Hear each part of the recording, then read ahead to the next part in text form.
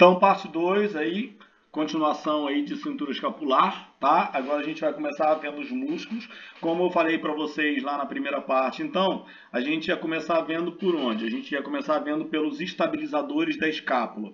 Então, é sempre bom a gente lembrar o seguinte: se o músculo ele é estabilizador da escápula, o músculo ele não tem função necessariamente na glenomeral. Então, olha aqui. Isso aqui é a minha articulação glenomeral, tá? Ah, eu estou vendo meu músculo trapézio. Meu músculo trapézio tem inserção no húmero? Não. Se ele não tem inserção no húmero, ele mexe o húmero? Não. Mas vocês vão ver que o trapézio ele faz movimento de elevação da escápula, ele faz movimento de depressão da escápula e ele faz movimento de retração da escápula. A pergunta é: se eu mexer a escápula, mexe o conjunto como um todo? Óbvio, né? Se eu mexer a escápula, mexe o conjunto como um todo. Quando eu faço elevação do ombro, levanta meu membro superior. Quando eu faço depressão do ombro, desce meu membro superior. Só que a pergunta é: desceu ou subiu o membro superior? Fez movimento no ombro? Não, fez movimento de cintura escapular. Então, eles são estabilizadores de cintura escapular, estabilizadores de escápula. Qual é a grande importância? Depois eu volto para ele aqui, ó. Qual é a grande importância, se eu estou falando primeiro, então, tá? Dos estabilizadores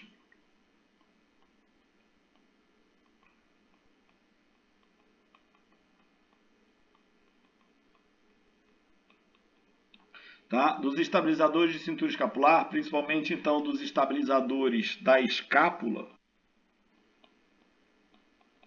Eu tenho uma coisa que é característica de homem, né? Se eu estou escrevendo, eu não consigo falar. Se eu estou falando e escrevendo ao mesmo tempo, sai a minha palavra toda errada. Por isso que às vezes eu dou uma pausa aqui na fala para vocês. Se ele é um estabilizador de cintura escapular, se ele é um estabilizador da escápula, ele não realiza movimento de ombro, tá? Então, qual é a função dele? Gerar estabilidade, tá? Na escápula. Sempre, sempre.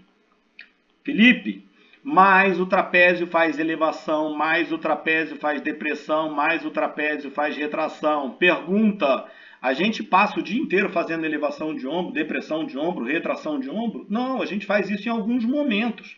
Em alguns momentos eu posso fazer elevação, depressão, retração, protração, abdução, adução, mas no meu dia a dia, o que vocês estão fazendo agora? Nada. Estão dando sustentação para a escápula. Qual é a grande importância desses caras aqui, ó? Então, quando eu penso em membro superior, tá? Se a gente coloca MMSS, a sigla então de membros superiores, tá? Vocês têm que lembrar o seguinte: quanto maior for a estabilidade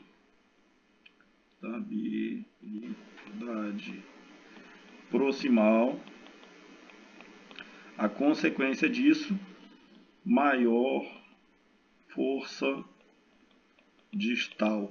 Sempre, sempre.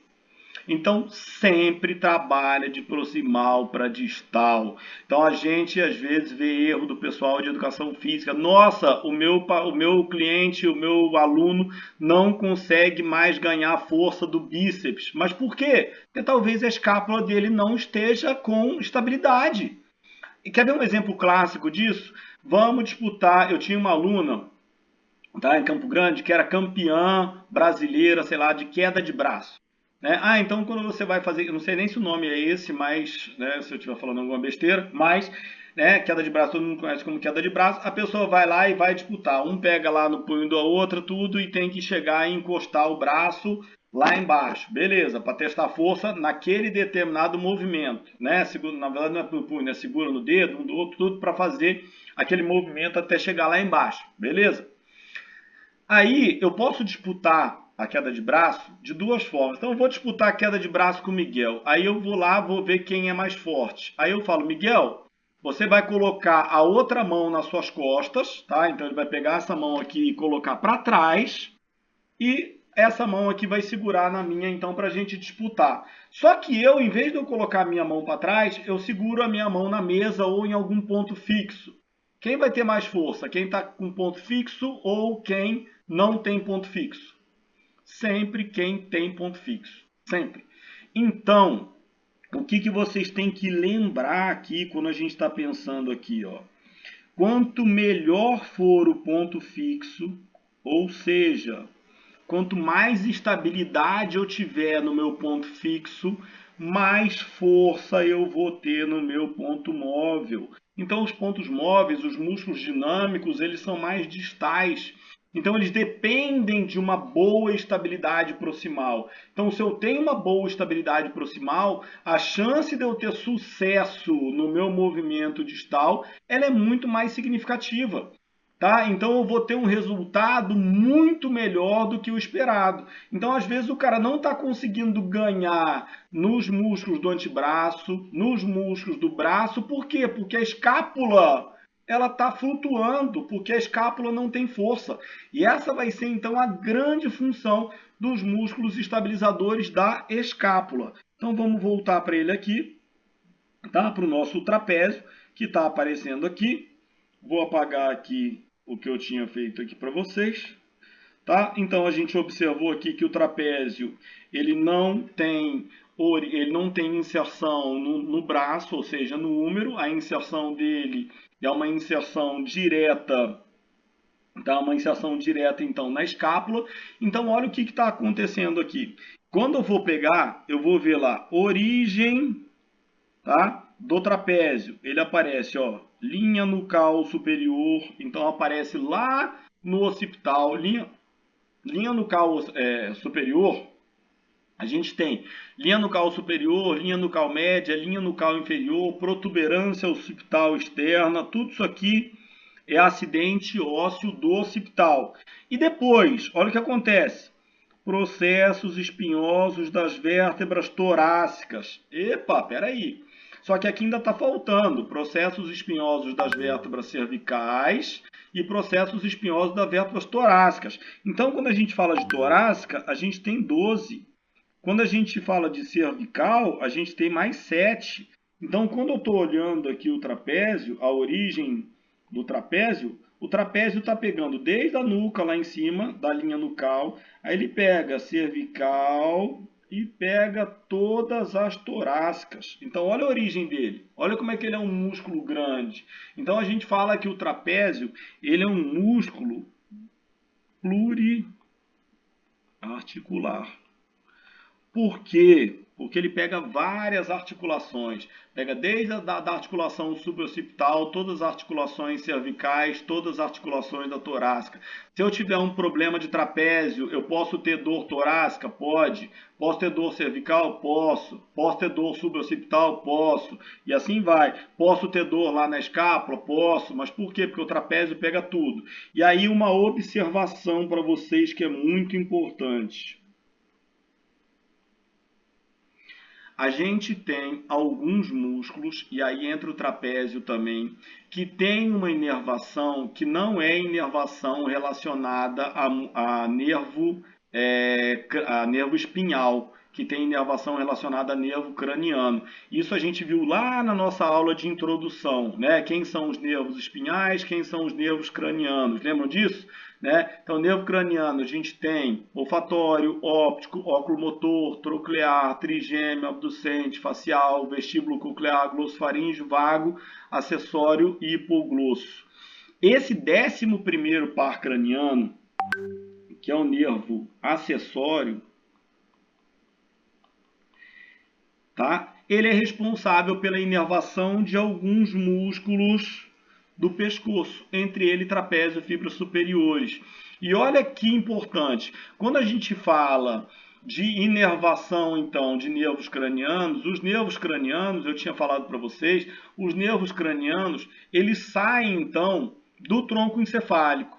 Quando a gente pensa nos últimos pares cranianos, que eu tinha falado para vocês, glossofaríngeo vago, acessório e hipoglosso, eles possuem seus núcleos localizados no bulbo. E o bulbo é o nosso centro, é onde a gente tem o nosso centro respiratório, é onde a gente tem o nosso centro responsável pelo comando de homeostase, homeostasia, é onde a gente tem o nosso centro responsável pelo controle, pelo comando de frequência cardíaca. Consequentemente, a gente tem muita parte relacionada à parte emocional. Quando você se emociona, a gente não aumenta, por exemplo, a gente não tem uma relação entre o sistema límbico, a parte emocional, com aumento ou diminuição de sudorese, aumento ou diminuição de tensões, aumento ou diminuição de frequência cardíaca, de frequência respiratória, altera a qualidade do sono. Pô, o Miguel está preocupado com o boleto que ele tem que pagar da prestação do carro na segunda-feira. Se ele atrasar, ele vai ter que pagar uns juros. O que, que acontece? O Miguel não dorme direito. Aí o Miguel acorda com dor aonde? No trapézio. Por que no trapézio? Porque o trapézio é um músculo que está diretamente relacionado com a parte emocional também. Guarda isso para vocês. Tá? Porque isso tem uma explicação fisiológica. Então não vejam o trapézio só como um músculo estabilizador ou como músculo. Principalmente trapézio fibras superiores está diretamente relacionado com parte psicossomática e parte emocional. Né? Por isso que às vezes a pessoa fala, nossa, hoje eu estou tensa, estou com problema disso, estou com problema aqui. Senta aqui que eu vou fazer uma massagem no seu trapézio.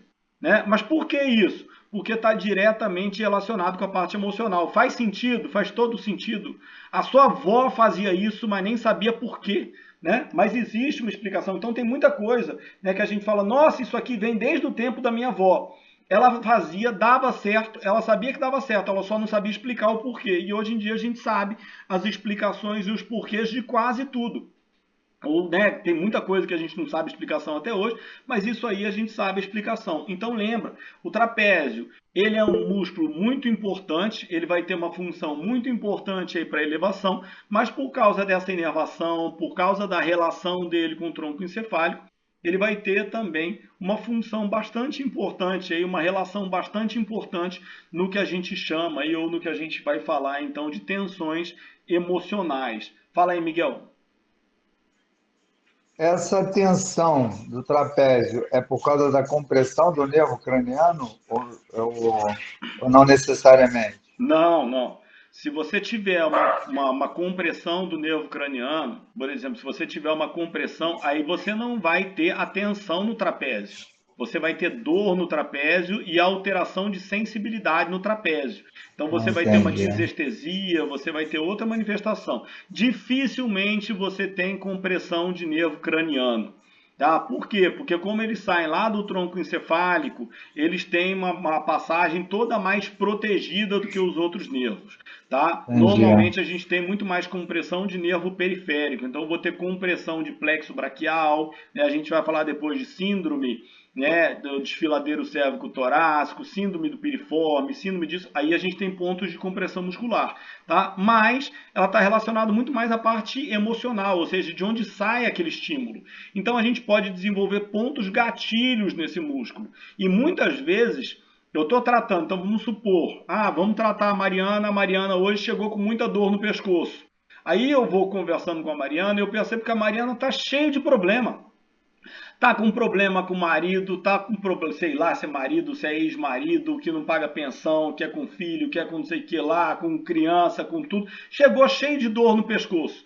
E aí ela já começa a desabafar que tá com problema disso. Opa, peraí, a dor do pescoço pode estar muito mais relacionada a uma tensão emocional do que necessariamente com um problema do pescoço. Então o que a gente vai fazer? A gente vai conversar, ela vai desabafar, enquanto isso eu vou inibindo aqueles pontos gatilhos, a gente vai soltando. Vai trabalhar o trapézio? Vai, mas vai trabalhar a Mariana como indivíduo e não a Mariana como um músculo. Se eu chegar lá e não trabalhar essa outra parte também, eu vou inibir ponto gatilho, ela continua com os problemas, não trata aquele problema, e por isso que a gente fala. A psicologia, principalmente depois ou durante a pandemia, foi a profissão que mais cresceu. Se você pegar as faculdades aí hoje, o que tem de aluno de psicologia, cara, a psicologia bomba em todos os cursos. Mas por quê? Porque todo mundo viu que a gente precisa de ter um autoconhecimento, né? Não só um autoconhecimento corporal, mas um autoconhecimento também emocional. A partir do momento que a gente consegue controlar nossas emoções, consegue saber dos nossos limites, aí a gente consegue gradativamente ter uma resposta motora, uma resposta sensitiva mais adequada. Tem gente, por exemplo, eu vou falar de mim para vocês, tá? Eu sou um cara que preciso ter 8 horas de sono, tá? Se eu não tiver 8 horas de sono, eu não tenho qualidade de descanso. Se eu dormir 6 horas hoje, eu acordo cansado no outro dia. Se eu dormir no outro dia 6 horas, eu acordo cansado no outro dia. E assim vai todo dia. Então eu tenho que dormir pelo menos 8 horas. Então eu tenho que dormir de 8 a 10 horas. Tá? Mas eu tenho, depois que eu acordo, uma qualidade muito grande, que eu tenho mais facilidade para aprender, né? Isso fica mais fácil. Agora, o que adianta você dormir menos e você passar o dia todo cansado, sem capacidade de aprender, sem tudo? Então a gente tem que ter uma programação, você tem que conhecer e respeitar os seus limites. Mas tem gente que dorme 4 horas e está bem. E aquilo ali é daquela pessoa. Por quê? Porque em 4 horas ela conseguiu atingir a fase do sono de ondas lentas, que é a fase de sono de recuperação, e ela tem uma qualidade de sono muito boa em 4 horas. Eu, às vezes, durmo 8 horas e não tenho qualidade de sono. Né? Então, assim, isso varia muito de pessoa para pessoa. Então, aumenta a tensão, prejudica o aprendizado, prejudica a cognição, prejudica uma série de coisas. Né? Do mesmo jeito que as tensões, elas são diferentes. Então, sempre lembrando, o indivíduo é como um todo, o indivíduo não é só um músculo. Se eu estou falando do trapézio, então, vamos voltar aqui para ele. Eu tenho sempre que fazer essa correlação clínica aqui do trapézio, tá? Ele é inervado, então, pelo nervo acessório. Se ele é inervado pelo nervo acessório, ele tem uma relação muito grande psicossomática com as tensões emocionais. E quando a gente pensa, então, em origem do trapézio, ele tem origem na linha nucal superior, ele tem origem na protuberância occipital externa, que é uma pontinha de osso. Quando a gente palpa lá na nuca, assim, você vai perceber uma pontinha de osso lá. E ele tem origem nos processos espinhosos, cervicais e torácicos. Então, pegando toda essa linha grande que eu fiz aqui para vocês. Depois, ele vai ter inserção, tá? No terço lateral da clavícula, tá? Ou seja, anteriormente, no acrômio, que fica localizado aqui superiormente, e na espinha da escápula, que fica localizado posteriormente. Então, ele vai ter pontos de inserção diferentes também. E quando a gente fala do trapézio, quando a gente vai ver a função do trapézio, tá? Aí olha o que acontece. Trapézio, ação. Olha o nome. Tá? Nomenclatura antiga, tá? Ação. O que eu gosto de utilizar com vocês? Substituir ação por função. Só que quando está no livro, ele está ação porque ele está levando em consideração o movimento que o trapézio faz quando ele realiza uma contração concêntrica. Por isso que a gente fala ação. Ação, movimento. O que ele faz? Fibras superiores, elevação da escápula. Então eu posso falar elevação do ombro? Posso. Mas o que ele está fazendo? Elevação da escápula. Quando eu falo fibras inferiores, o que ele está fazendo? Depressão da escápula. Epa, peraí. O mesmo músculo faz elevação e depressão? Então, como ele é um músculo que ele é classificado como músculo convergente, ó, ele tem fibra aqui, ele tem fibra aqui, ó. As fibras superiores puxam para cima, as fibras inferiores puxam para baixo.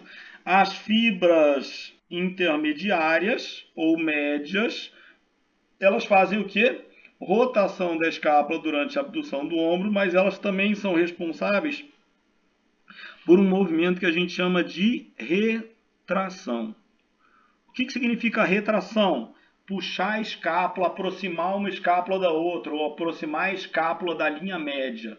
Então, ao mesmo tempo que ela puxa, se o meu ombro está abduzido, a minha escápula abriu. O que ele vai fazer? O trapézio, fibras médias, ele vai fechar. Agora, eu posso estar com o ombro só parado e fazer isso aqui, ó. Quando eu faço esse movimento aqui, o que está acontecendo lá atrás? As minhas escápulas elas estão retraindo, ou seja, elas estão aproximando. O trapézio trabalha na retração? Trabalha. não só o trapézio e os romboides que a gente vai ver depois também, tá? Agora, o que a gente tem que lembrar? Qual é a função? Então, isso aqui é a ação, beleza? Agora, se eu pensasse trapézio, função, estabilização escapular. Felipe, mas isso aí não tem em nenhum livro. Se eu for fazer uma prova, que é uma prova de concurso, uma prova decoreba, eu tenho que decorar o quê? Eu tenho que decorar que fibras superiores fazem elevação da escápula, fibras inferiores fazem depressão da escápula, fibras médias fazem retração da escápula. Ponto. Isso é decoreba. Qual é a função? Estabilização escapular. Porque se eu tenho uma escápula bem estabilizada, consequentemente eu vou gerar mais força distal. Então, quando eu quero trabalhar com o indivíduo fortalecimento, às vezes a dor dele está na glenomeral, mas por que ele tem dor na glenomeral? Porque a escápula está frouxa. E aí, ou seja, está frouxa no sentido de os músculos estabilizadores da escápula estão flácidos, estão fracos. Então, o que eu tenho que fazer? Fortaleço os músculos estabilizadores da escápula para posteriormente, então, trabalhar os outros músculos. Entenderam ou não? Tranquilo?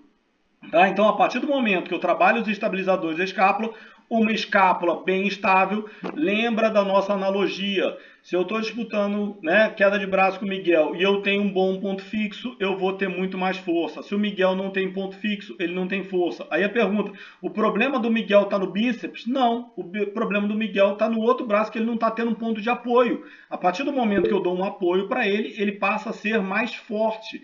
E não é que o músculo dele passou a ser mais forte. Significa que ele tem mais irradiação de força muscular, significa que ele tem bom ponto fixo. Fala, Miguel.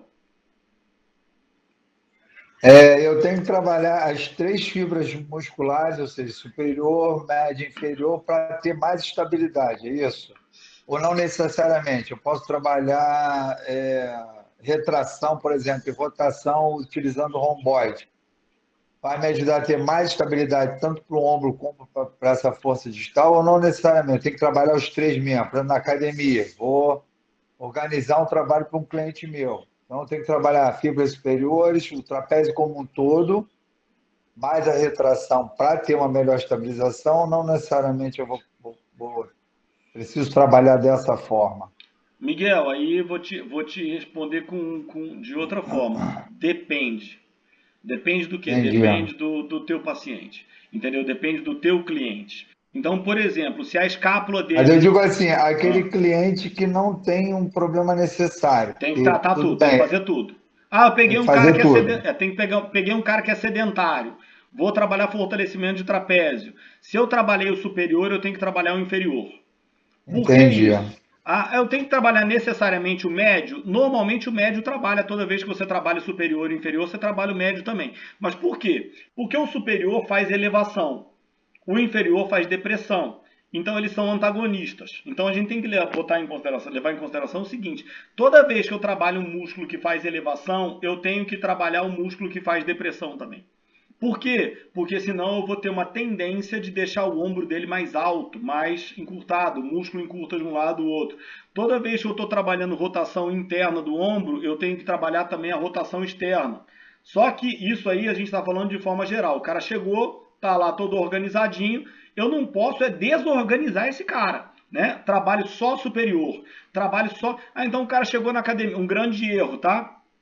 O cara chegou na academia, quer fortalecer. O que ele quer fortalecer? Peitoral maior. Quer fortalecer o bíceps, quer fortalecer o que aparece, Ou seja, ele quer fortalecer para ficar estufadinho, com a camisa apertadinha, aparecendo. Beleza, isso é funcional? Não.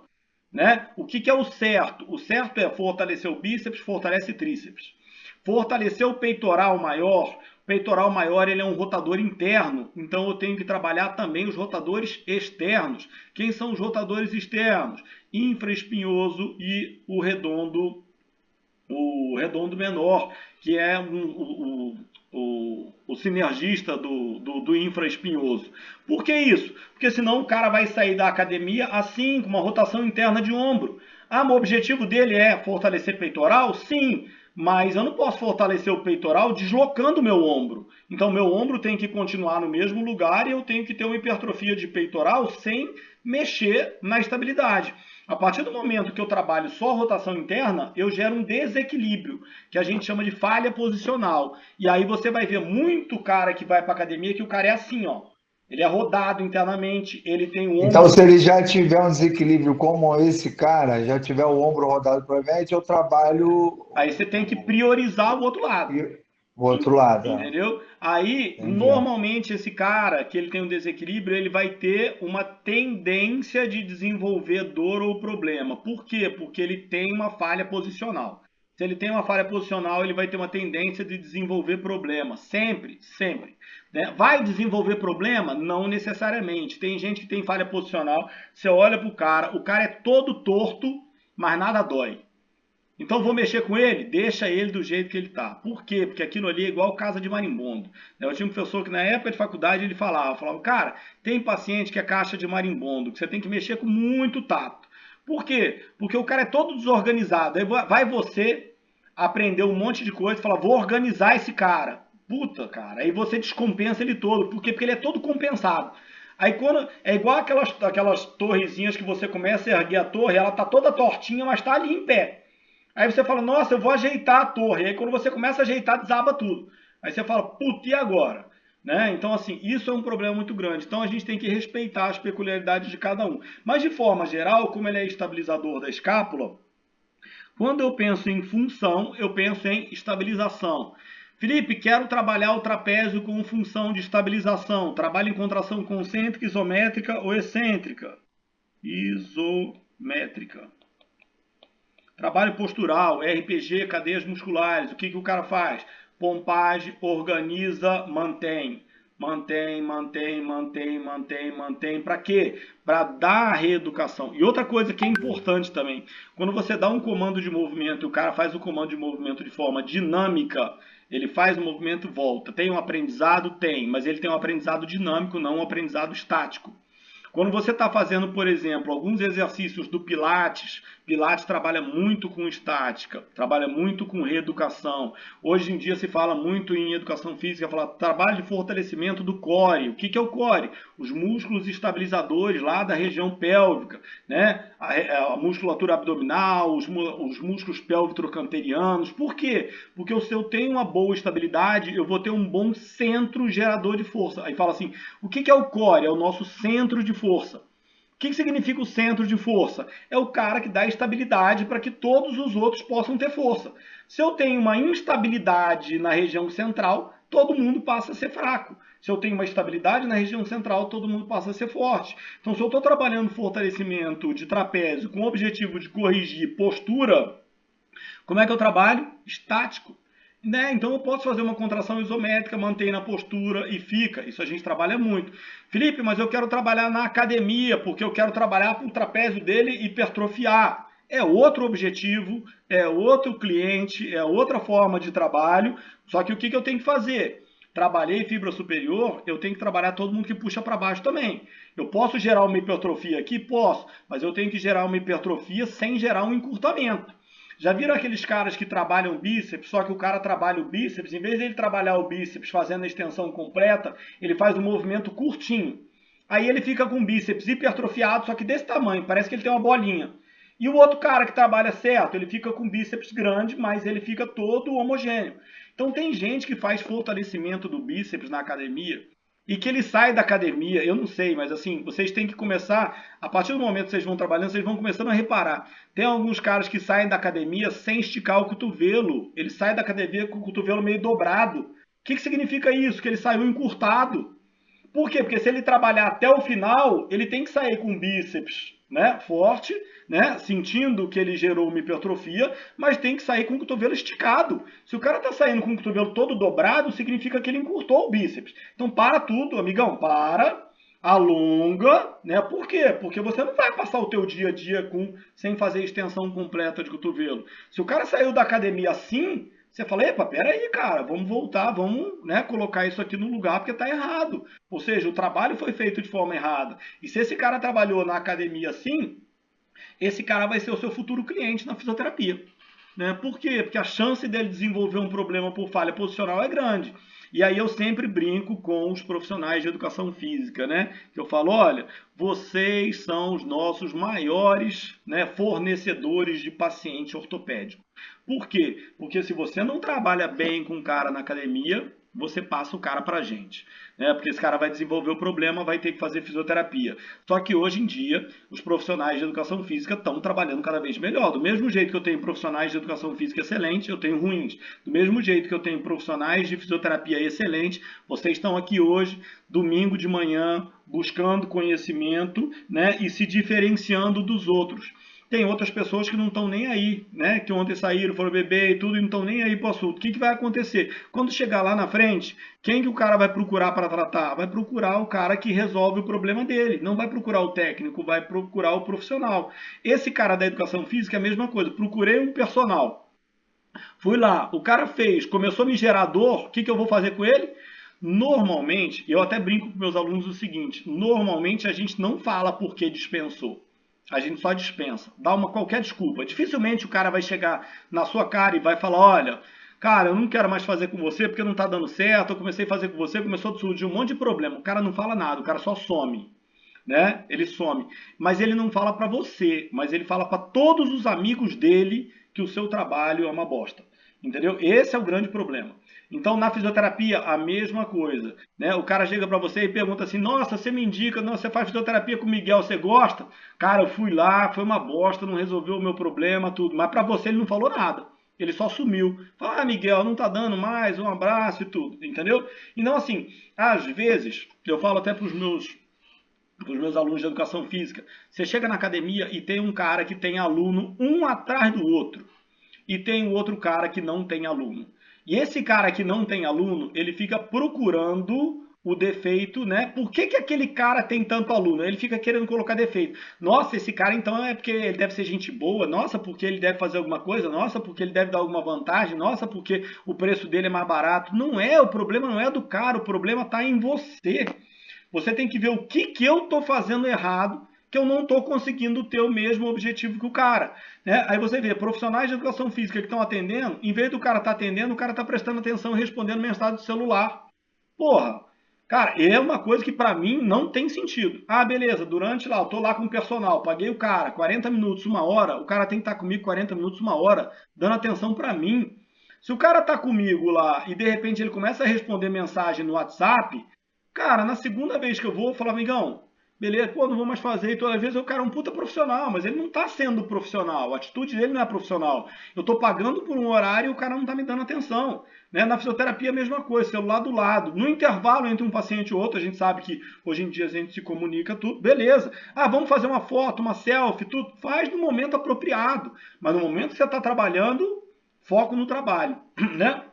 Então isso para tudo. Se a gente está trabalhando então músculos da escápula, foco na escápula, foco no objetivo. Se o objetivo é estabilizar, vamos estabilizar. Se o objetivo é hipertrofiar superior, médio ou inferior, a gente tem que hipertrofiar o agonista e o antagonista na mesma proporção, gerando harmonia de movimento. Nunca a gente pode gerar uma desarmonia para aquele paciente, tá? Então, ele é um músculo estabilizador, como todo músculo estabilizador, só que ele é o nosso músculo superficial, tá? Então ele vai ser o nosso músculo superficial daí. Quando a gente chega então na parte profunda, o que significa isso? Significa que eu rebati o trapézio. Rebati o trapézio, ou seja, tirei o trapézio, e aí eu vou ver o meu romboide menor e o meu romboide maior, tá? São músculos profundos. Cara, só de você olhar para o sentido da fibra muscular, tá? Ó, olhando para o sentido da fibra, já dá para você saber o que o músculo faz, ó. Felipe, eu preciso decorar a função do músculo? Cara, você decora, beleza, mas se você lembrar o sentido da fibra, essa setinha tá puxando a escápula para onde? Para cima e para dentro. Então, o que ele está fazendo? Elevação e retração. Muito simples, ó. Elevação e retração da escápula. Faz movimento na glenomeral? Nunca. Não tem relação nenhuma com o húmero. Então, o que ele faz? Elevação e ele faz também retração da escápula. Lembrando que retração é a aproximação da escápula em relação à linha média, e elevação a gente não precisa falar, né? Elevação, então, levou então no sentido craniano. Então, como a fibra dele é oblíqua, o resultado, né, vai ser mais ou menos isso aqui, ó, né? Entre, né, o vetor de elevação e o vetor de retração. Então, ele faz um movimento associado de elevação com rotação. Quando a gente para observar, Felipe, mas eu tenho o redondo menor e o redondo maior. Posso trabalhar um e não trabalhar o outro? Cara, não tem como. Por quê? Porque os dois fazem o mesmo movimento. Quando eu vou trabalhar, não trabalho o mesmo movimento? Ah, mas eu posso trabalhar, né, com liberação miofascial? Beleza, aí eu estou trabalhando, eu vou selecionar o músculo que eu vou trabalhar. Posso trabalhar alongamento, ponto gatilho? Beleza. Agora, durante a ação, se a ação dele é elevação com retração, quando você trabalha elevação com rotação, você trabalha quem? Você trabalha romboide maior, você trabalha romboide menor. Aí outra pergunta, você trabalha só romboide? Não. Você trabalha também quem? Trapézio médio e trapézio superior. Não tem como. Se eu estou fazendo um movimento de rotação, o trapézio entra também, porque o trapézio também faz aquele movimento. Então, não existe esse negócio de, vou trabalhar só isso ou só aquilo. É muito difícil isolar. Tá? Então, qual a origem dele? Processos espinhosos das 7ª vértebra cervical e das 5 primeiras vértebras torácicas. Ou seja, o estudo ele é sempre crânio caudal médio lateral. Então, a origem está na coluna, a inserção vai estar na escápula. Só que eu posso trazer a escápula para próximo da coluna. Só que se eu tiver uma escápula aderida, eu posso também gerar uma disfunção da coluna, ou seja, uma rotação vertebral. Então, na osteopatia, muitas vezes a gente vai perceber que o paciente está com uma vértebra rodada para um lado ou para o outro. Se eu tenho uma vértebra rodada, por exemplo, nesse sentido, significa que o meu romboide ele vai estar encurtado. Se a vértebra era para estar aqui, mas a vértebra está aqui, o que aconteceu com o músculo? Encurtou. Felipe, agora eu vou tratar então com uma quiropraxia ou com uma osteopatia, mas com uma técnica de manipulação articular. Aí eu vou pegar essa vértebra, eu vou jogar ela para cá. Tratei o paciente? Não, porque se eu não tratar o músculo vai pegar e vai puxar de volta para cá. Então toda vez que eu trato a articulação, eu reposiciono a articulação, depois eu vou lá e trabalho parte muscular também, trabalho parte facial também, organizo o paciente como um todo. Então eu sou muito contra, tá? Pessoas que fazem só manipulação. Ah, então o cara chegou lá, tá com a dor no pescoço. Cara, eu tenho isso. Eu chego, tenho dor no pescoço de vez em quando, vou lá e manipulo o meu pescoço. Beleza? Passa dor. Passa dor quando? Na hora. Por quê? Porque eu não fiz um trabalho para reorganizar a musculatura. Aí depois de um tempo, dói de novo. Aí aquele cara fica indo no quiropraxista, vai lá e instala a torácica dele. No outro dia, tá doendo de novo, instala de novo. No outro dia, é a mesma coisa que o cara ficar tomando analgésico todo dia. Ele está tratando a causa? Não. Ele está tratando consequência. Então você tem que tratar o conjunto como um todo. Tratou a articulação, trata músculo, tá?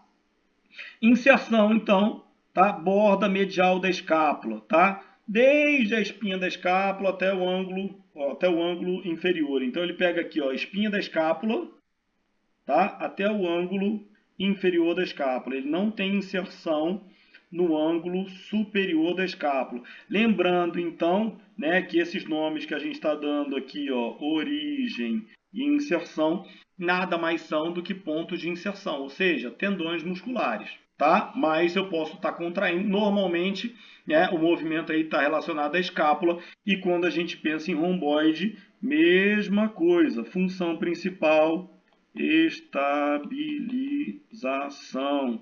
Essa aqui é o que a gente chama de função. O que a gente chama de função? A gente chama de predominância.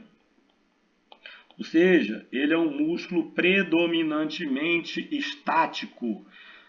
Normalmente a gente não fica mexendo a escápula de um lado para o outro. Quando que a gente mexe a escápula para um lado para o outro? Quando a gente às vezes precisa, né, movimentar a cintura escapular. Mas o que ele está fazendo no dia a dia? Um movimento parecido com o movimento então dos músculos da coluna. Uma ação parecida com a ação dos músculos da coluna vertebral. estática, sustentação para a coluna, estática nos romboides, sustentação para a escápula. Quanto mais forte for o romboide, melhor vai ser então a força distal. Então o cara vai para a academia, pode perceber, se o cara for um bom profissional de educação física, antes dele trabalhar membro superior, bíceps, tríceps, porque o cara já vai, o aluno vai afoito para trabalhar o bíceps, né? Tem muita gente, olha só, o horário que mais bomba a academia é sexta-feira à noite, né? 6, 7 horas da tarde. Por quê?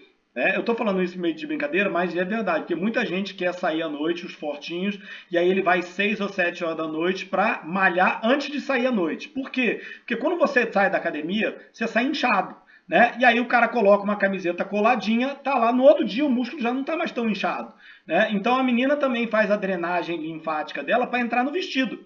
Então ela faz quando? Ela faz... naquele momento antes do casamento ela faz a drenagem. Aí vai a noiva lá, entra no vestido e entra. Depois tem a noite de núpcias, no outro dia o vestido não cabe mais nela, né? Mas ela cumpriu a missão, o objetivo dela era qual? Aquele, beleza. Mas não, independente de crítica para isso, o objetivo do cara foi o quê? Foi ficar inchadinho para entrar na camiseta, para a camiseta ficar apertada no braço. Cumpriu o objetivo dele? Se o objetivo dele é esse, beleza, maravilha, você está dando para ele o que ele está te pedindo. Se o objetivo for a função, aí você tem que parar e pensar, peraí, se a gente vai trabalhar força, vamos começar primeiro então fazendo remada fechada, remada aberta, trabalhando quem estabiliza lá atrás. Por quê? Porque quando eu trabalhar quem estabiliza lá atrás, você vai perceber que na hora de você pegar peso no bíceps, você vai conseguir trabalhar com uma carga maior. Ou seja, o teu resultado vai ser maior, porque eu tenho mais estabilidade proximal, consequentemente eu vou ter mais ganho distal. Felipe, isso só para educação física, só com função de fortalecimento? Não. Isso tanto com função de fortalecimento quanto com função de reabilitação, tá? Fortalecendo ou reabilitando, tá? Eu vou ter que pensar na mesma coisa. Fala aí, Miguel. Então, é interessante, tanto na reabilitação quanto para montar de qualquer programa para cliente sedentário, o interessante seria trabalhar esses estabilizadores, independente de qualquer organização, de objetivo daquela determinada pessoa. Seria interessante começar com esses exercícios de estabilização escapular em geral. Sempre, cara. Assim, eu sempre falo para as pessoas o seguinte: vou trabalhar fortalecimento de membro superior, cara, eu tenho que trabalhar tronco, cintura escapular, depois membro superior. Vou trabalhar membro inferior, eu tenho que trabalhar tronco, tenho que trabalhar o core para depois trabalhar membro inferior. O que acontece muitas vezes, tá? O que acontece muitas vezes é que o aluno, às vezes, ele vem com uma percepção diferente.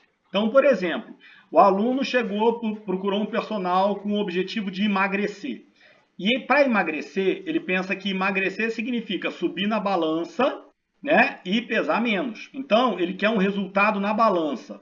Então, muitas vezes, o profissional de educação física vai ter que esquecer um pouquinho a hipertrofia, esquecer um pouquinho a parte muscular e dar para ele o que ele quer. Mas dá para ele o que ele quer para quê? Para conquistar o paciente ou o cliente dele, tá? Então, assim, tem gente que fala assim, nossa, Felipe, mas você estimula o cara a fazer mais aeróbico, então, mas ele está perdendo massa magra também. Tá bom, mas é o que o cara quer, né? Então, assim, poxa, se o cara quer isso, dá para ele o que ele quer. Mas aos poucos você vai conversando com ele, você fala assim, olha, fortalecimento e hipertrofia também emagrece, também perde medida, também define, ganha força, ganha, uma série de outras vantagens. Mas aí, quando você vai entrar com essa conversa de hipertrofia, de fortalecimento, você tem que saber que quando ele fortalecer e ele hipertrofiar, o peso da balança vai aumentar, apesar dele perder medida. Por quê? Porque o músculo pesa mais. Então, você vai ter que conversar e falar assim, olha, Mariana, agora a gente vai trabalhar um pouquinho diferente, mas você esquece de pesar, tá? Você vai agora controlar pela medida da roupa. Se a roupa está entrando, se a roupa está ficando melhor, se o caimento da roupa está ficando melhor, como é que você vai prestar atenção em medida? E outra coisa que é muito importante, independente de ser profissional de educação física ou de ser fisioterapeuta, mostrar resultado. Se o resultado do cara é na balança, ele vai ver na balança. Ah, eu pesava 80, estou com 78. Poxa, Mariana, ó, maravilha, tá cumprindo o trabalho dela, cara, eu quero ela pra mim, né? Pô, cara, perdeu tanto peso, não sei o que, é muito rápido, né? Pô, a mulherada enlouquece, né? Tanto é que começa a tomar chá disso, aí sobrecarrega a função renal, até acontecer uma cagada e a pessoa morrer por causa de um negócio. Aí você fala, porra, né, não é assim, não é desidratando dessa forma, né, que você vai cumprir o teu objetivo. Ah, se eu for para a sauna e desidratar bastante, eu vou emagrecer? Não, você vai desidratar. Mas você vai perder medida? Vai, até você reidratar. Mas assim, qual é o objetivo do cara? Foi aquele? Você deu aquilo naquele momento pro cara, né? Lutador, a gente vê muito isso em MMA. Lutador, ele é categorizado por peso. Então o que o cara faz? O peso, né? Ele tem que bater o peso um dia antes. Para mim isso é errado. Para mim o cara tinha que bater o peso na hora da luta. Chegou na luta, sobe na balança, tá pesando, beleza, vai lutar. Então o que os caras fazem? Eles fazem um treino de desidratação. Você vê o cara treinando, suando, fazendo sauna, mascando chiclete, cuspindo, tudo. Aí o cara desidrata, pesa 4, 5 quilos a menos. Aí depois ele tem 24 horas para recuperar aquele peso. Ele passa o dia inteiro bebendo água, comendo, se alimentando para ganhar força. Só que, cara, ele sobrecarrega demais o organismo dele. Né? Então, assim, essas coisas, então, elas não são coisas adequadas, não são formas adequadas de trabalhar. Mas muitas vezes, para você ganhar o teu cliente, você tem que, primeiro, na fisioterapia a gente fala, a primeira coisa que tem que ser levada em consideração é a queixa principal. Tá? Estou fazendo minha avaliação. Qual é a queixa principal do Miguel? Ah, eu quero ficar com o bíceps mais forte, com o peitoral mais forte, para ficar estufadinho na camiseta. Beleza, vamos fazer isso aí. Aí aos pouquinhos a gente vai convencendo. Miguel, para você ganhar mais força aqui, a gente também tem que fazer isso. Beleza? Você topa? Topo. E aí você já conquistou o cara. Depois que você conquistou, é muito mais fácil de você cumprir o teu objetivo. Mas se o Miguel tem um objetivo e você começa trabalhando outro, por mais que você esteja certo, você perde o cliente. Porque o Miguel foi uma semana, foi 2 semanas, foi 3 semanas e não apareceu o objetivo que ele queria. A Mariana queria perder peso na balança. Fez uma semana, 2, 3, não perdeu o peso na balança. O que ela faz? Nossa, o meu personal é ruim. Mas ela não está levando em consideração as medidas. Então, se o cara está trabalhando medida, ele tem que mostrar. Olha, a medida do teu quadril é essa. Uma semana depois, vamos reavaliar. A medida do teu quadril é essa. Aí a Mariana, opa, peraí.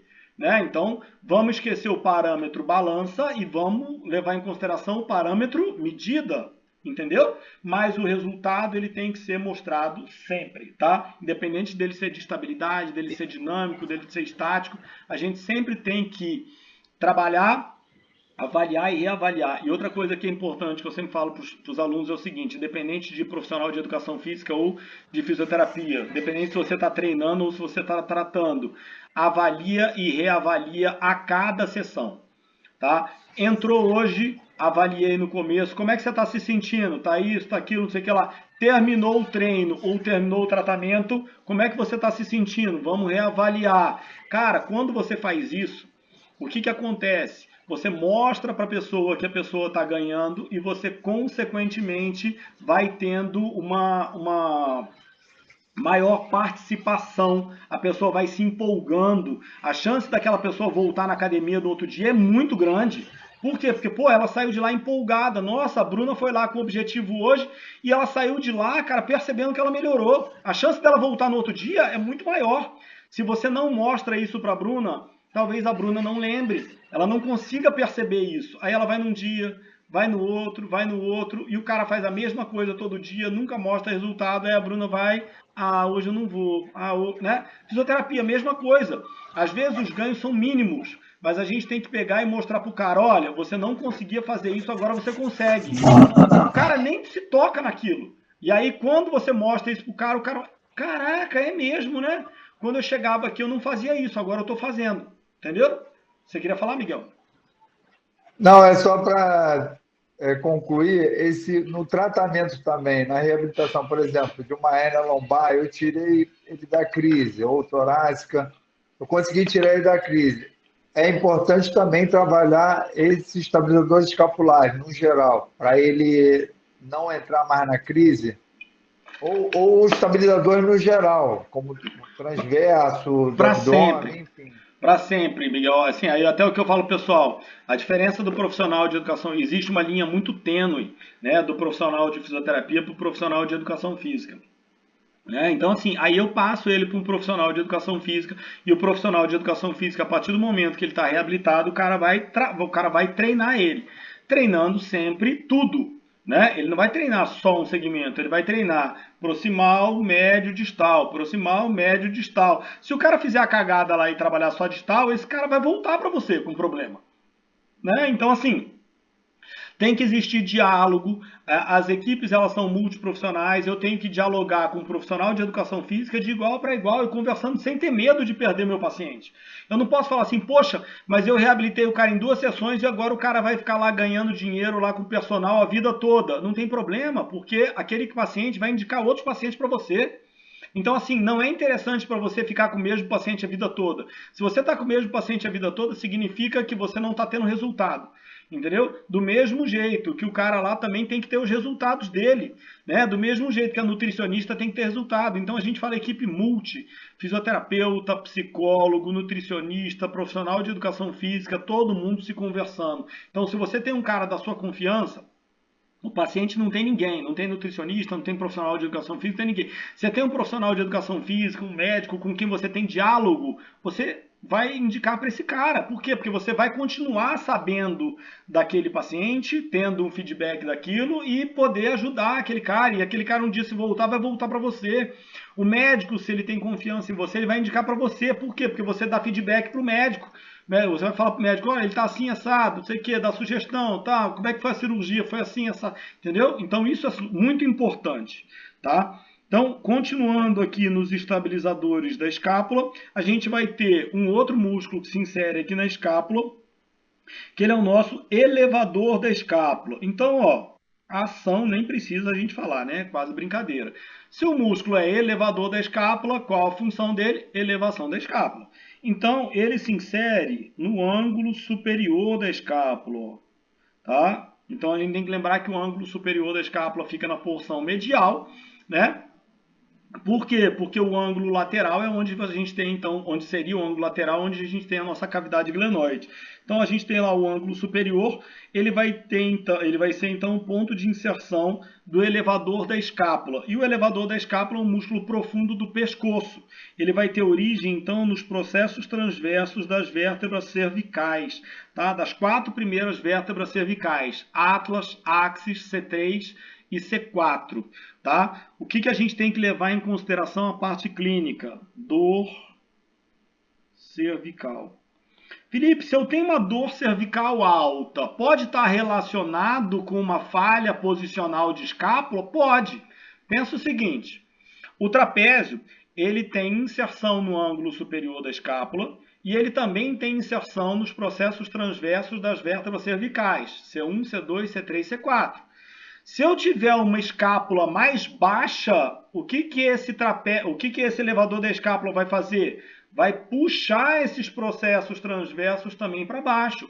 Então eu posso ter uma falha posicional cervical relacionado a um encurtamento do meu músculo elevador. Se ele está encurtado, consequentemente eu posso ter uma dor cervical. Só que a minha dor cervical pode ser por uma falha posicional de quem?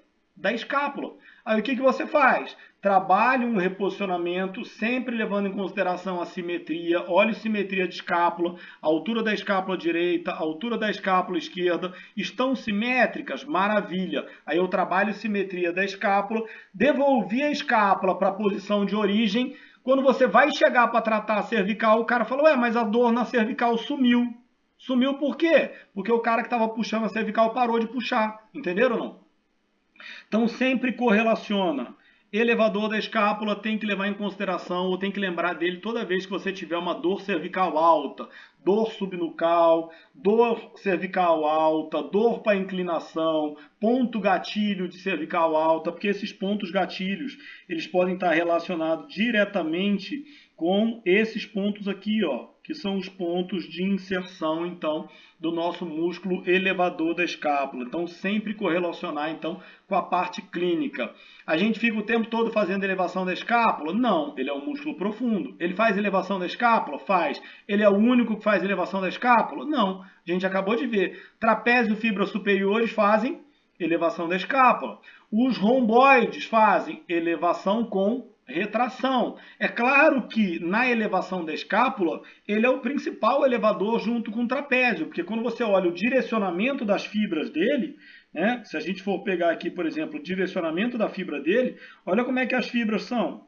São quase no sentido vertical, ó. Então, ele vai ter um direcionamento que favorece a elevação, igual o trapézio de fibras superiores. Porém, né, quando a gente está falando aí de elevação, trapézio de fibras superiores, como tem muito mais fibra, o trofismo do trapézio é muito maior, ele tem uma potência muito maior para fazer elevação. Só que a gente não pode se esquecer dos músculos profundos, da origem, das inserções desses músculos profundos, que podem ter uma correlação clínica importante. Se ele tiver uma disfunção de elevador da escápula, tá? Então o paciente tem uma disfunção que é de elevador da escápula. Como é que a gente sabe disso? É um músculo profundo. Faço palpação de ângulo superior e na palpação do ângulo superior o cara vai ter dor.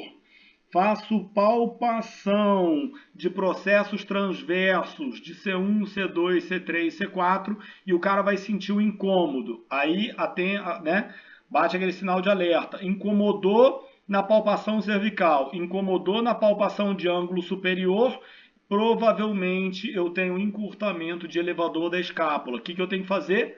Alongo o elevador da escápula, testo novamente e aí você vai fazendo os pequenos ajustes, tá? Então, músculo profundo aí, tá? Do pescoço aí, mas está diretamente relacionado também com estabilização da escápula.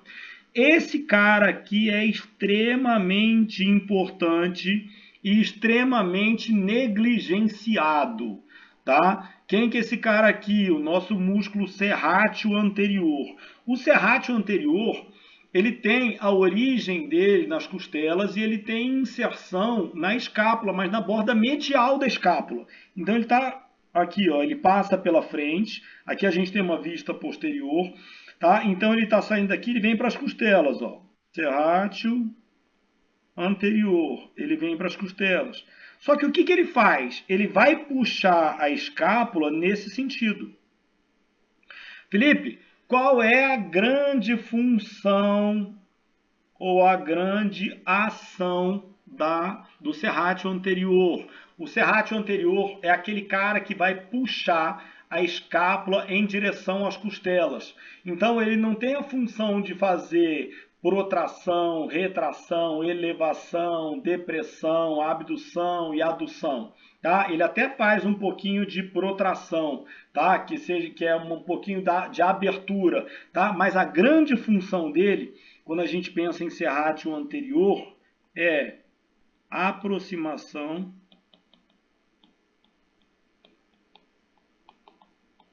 escápula, costelas. Esse cara aqui é o cara que vai gerar a escápula colada, ou seja, que vai não necessariamente gerar uma aderência, porque quando a gente pensa em aderência, a gente pensa em perda de movimento, mas é aquele que vai deixar então a escápula estável, tá? Quando a gente tem a famosa escápula alada, que seria então uma escápula sobressaltada, ou seja, estou fazendo uma avaliação durante a inspeção, eu vou lá e olho para o meu paciente e percebo que uma escápula dele está mais sobressaltada, mais sobreposta do que a outra. O que pode estar acontecendo? Esse cara tem a escápula alada? Não necessariamente. Ou ele tem essa escápula alada, ou ele tem essa escápula aderida. E aí a gente vai ter que levar em consideração. Então a primeira coisa que a gente observa é simetria. Simetria direita e esquerda. Tá? Então se está assimétrico, tem algum problema ali. Qual é o problema? Essa escápula que está aderida ou essa escápula que está frouxa? Aí a gente vai ter que fazer a avaliação dinâmica. Durante a dinâmica, aquela que estava parecendo que estava aderida mexe perfeitamente. Ou seja, ela está normal. Durante a dinâmica, aquela que está alada, ela não mexe direito. E o cara sente dor ou desconforto ali. Aonde que é o problema? Escápula alada. Tá? Agora, eu posso ter essa escápula sobressaída e essa aqui. Durante a dinâmica, essa escápula que parecia estar alada, mexe perfeitamente e o cara não tem nenhuma dor. E esse lado aqui, ó, o cara está mexendo, ele tem dor no ombro, ele mexe o ombro e a escápula permanece parada. Tá? Então, nem toda vez que eu percebo que uma escápula está sobressaltada, a escápula está alada. Eu tenho que sempre levar em consideração qual é o lado que está doendo e eu tenho sempre que levar em consideração, então, também a simetria e a avaliação estática e dinâmica. Eu nunca posso olhar só para a estática. Avaliei estática, avalio dinâmica, tá? Então, às vezes o cara na estática parece desorganizado, quando você bota o cara na dinâmica, tudo funciona perfeitamente, tá? Então, a grande função então do serrátil anterior vai ser o quê? Puxar essa escápula, então, ou tracionar a escápula ventralmente, ou seja, puxar a escápula para frente. E a partir do momento, então, que eu tenho fortalecimento do serrátil anterior, então, eu tenho uma escápula melhor. Felipe, como é que a gente pode trabalhar esse serrátil anterior? Então, a gente faz um trabalho assim, ó, segurando a barra e projetando isso aqui para frente, ó. Nesse sentido, de fazer protração e empurrar isso. Eu posso fazer isso no supino? Posso. Às vezes o cara está deitado com a barra lá em cima, né? Deitado com o cotovelo esticado, sempre com o cotovelo esticado. Só que em vez dele ficar fazendo o supino aqui, ó, trazendo para o peitoral e voltando, ele fica com o cotovelo esticado e só faz isso, ó, empurra e volta. Empurra e volta. Na fisioterapia a gente trabalha muito isso com elástico. Eu pego o elástico, coloco o cara com o braço já esticado para frente e faço só esse movimento, ó, empurro e volto, empurro e volto, empurro e volto, tá? Aí eu estou trabalhando quem? Fortalecimento do serrátil, e aí depois a gente vai comparando então esse fortalecimento do serrátil, então, né? E depois do fortalecimento a gente vai lá e reavalia, ver se estaticamente ele reposicionou e ver se durante a dinâmica, ou seja, durante o movimento, ele voltou a ter a harmonia de movimento. Tranquilo? Miguel, quer falar? O que é escápula aderida? Escápula aderida é quando a escápula não se movimenta durante os movimentos da glenomeral. Tá? Então, o que significa? Tá? A gente chama escápula aderida, tá? De... Você vai escutar esse nome aqui, ó.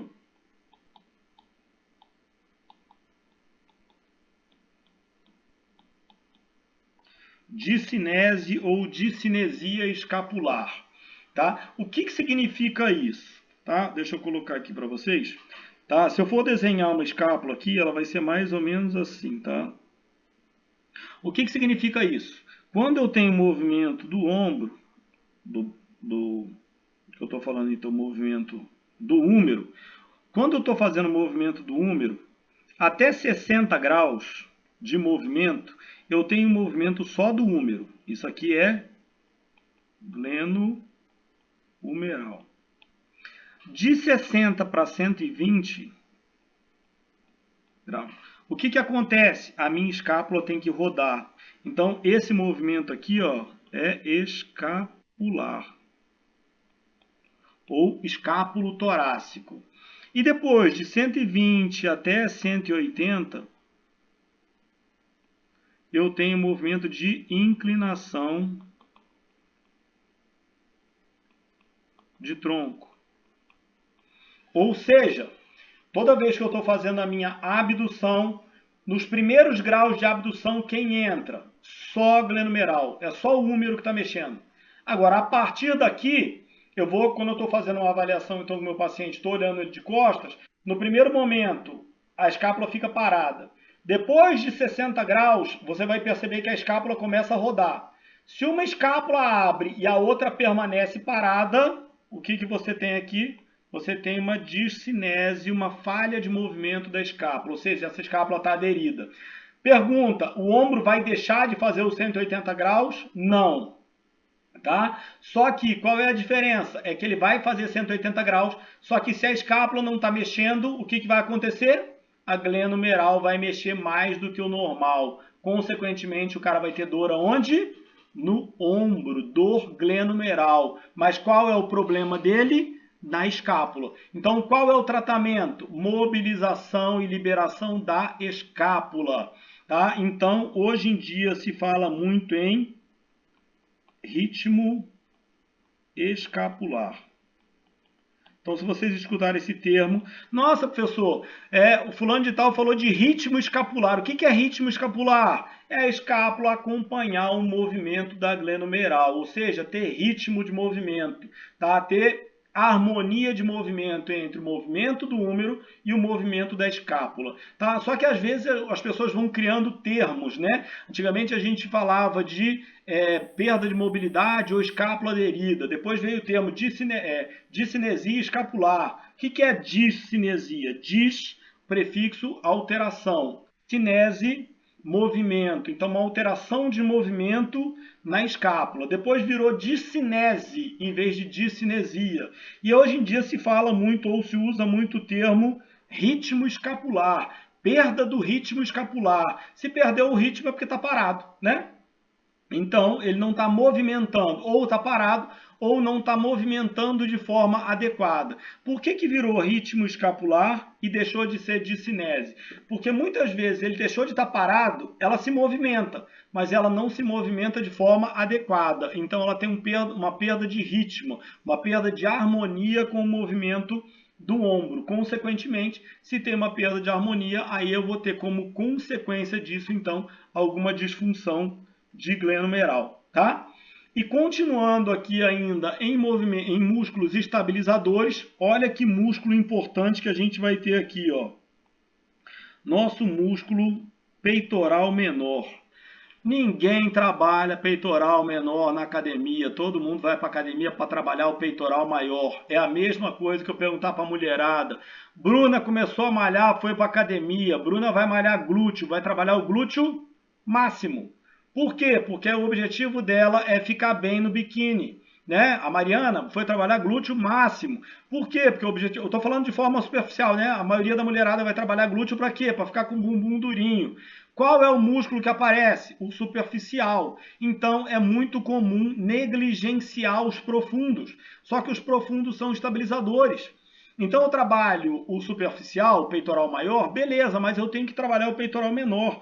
E o peitoral menor, ele é um importante estabilizador da escápula. Por quê? Porque ele tem inserção nesse cara aqui, ó, que é o nosso processo coracoide da escápula. Então, ó, origem. Segunda, terceira, quarta e quinta costelas, isso não é regra, às vezes você vai achar no livro segunda, terceira e quarta, terceira, quarta e quinta, tá? Mas na maioria dos livros lá no Sudobota, segunda, terceira, quarta e quinta costelas, próximo então da junção com a cartilagem costal. Então essa articulação a gente chama de costocondral, tá? Que é a junção então da costela com a cartilagem. Depois se insere no processo coracoide, só que ele está anteriormente. Então, se ele for puxar a escápula, é só olhar o sentido da fibra. Ó. Ele vai puxar a escápula para baixo. Então, eu posso falar, quem mais puxa a escápula para baixo? Trapézio, fibras inferiores. Só que ele está na frente e o trapézio, fibras inferiores, está atrás. Então, o que eu tenho que ter um equilíbrio aí? Eu tenho que ter um equilíbrio do trapézio, fibras inferiores e do peitoral menor, com trapézio, fibras superiores, elevador da escápula e os romboides. Ou seja, o que eu estou querendo dizer para vocês?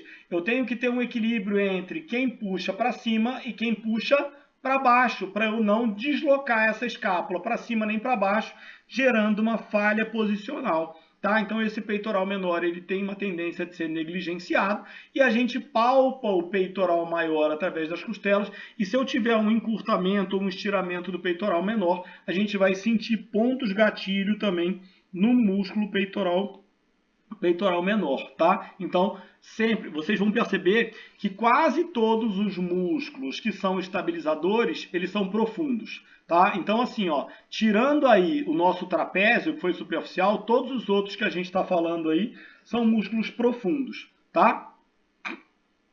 Agora a gente vai entrar aqui na região anterior, então, só que aí na região anterior, então, a gente vai ter o nosso músculo peitoral maior, tá? Só que o peitoral maior, então, ele já não é mais um músculo estabilizador de escápula. Por quê? Porque o nosso músculo peitoral maior, ele é um músculo que tem inserção no húmero, então, consequentemente, ele vai ser um músculo dinâmico da articulação do ombro, beleza? Aí a gente vai falar do peitoral maior em músculos dinâmicos do ombro.